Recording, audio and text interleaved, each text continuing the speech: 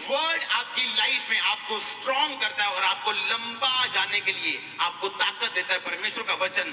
फिर आप प्रार्थना और वचन के द्वारा आप लंबा चल सकते हैं। लिखा जो इन धागों से बटी हो, जुड़ी हो, जल्दी नहीं टूटती। लिखा है कि नहीं लिखा?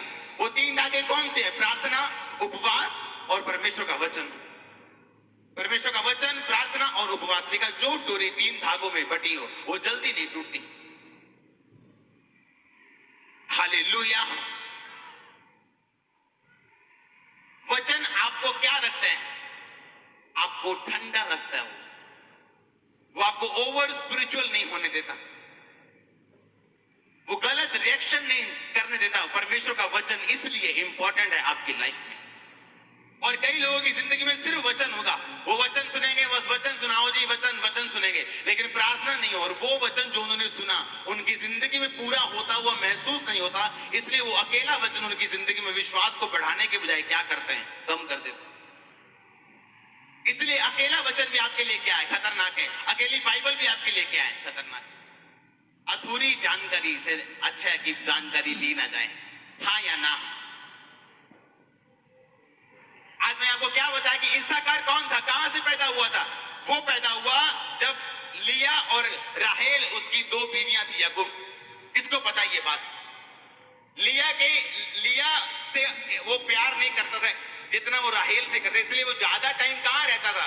राहेल के पास। एक दिन लिया के बेटे को, बड़े बेटे को, रूबेन को मैदान में एक जड़ी बूटी मिलती है।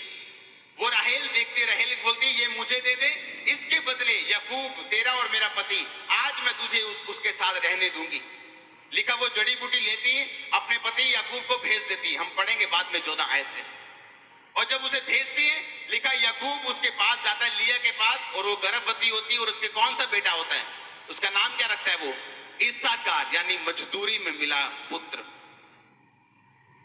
और अगर आप बाइबल पढ़ें, जब आप उत्पत्ति में आपको पढ़ाता हूं, आगे बाइबल में लिखा हुआ इस्साकार एक ऐसे गधे के समान बना जो मैदान में घास को देख के बैठ गया और मजदूरी लेने से प्रसन्न हुआ।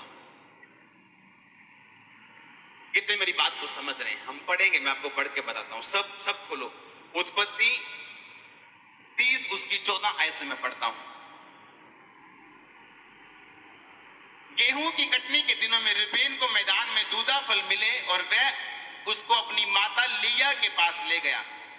तब राहेल जो लिया की छोटी बहन ने कहा, अपने पुत्र के दूधा फलों में से मुझे कुछ दे। उसने उससे कहा, तूने मेरे पति को, यानी लिया ने उसको कहा कि तूने मेरे पति को ले लिया है,